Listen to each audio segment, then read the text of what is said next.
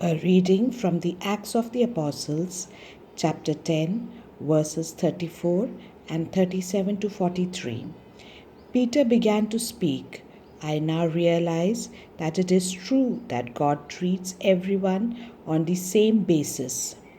You know of the great event that took place throughout the land of Israel, beginning in Galilee after John preached his message of baptism. You know about Jesus of Nazareth and how God poured out on him the Holy Spirit and power.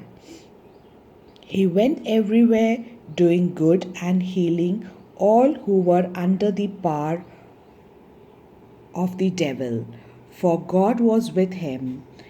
We are witness of everything that he did in the land of Israel and in Jerusalem.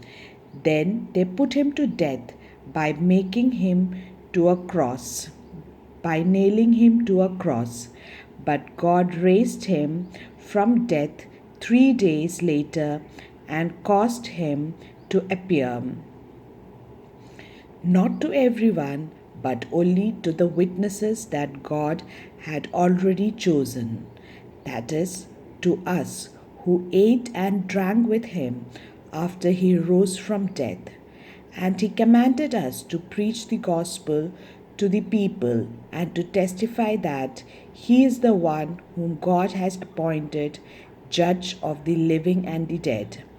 All the prophets spoke about him, saying that everyone who believes in him will have his sins forgiven through the power of his name.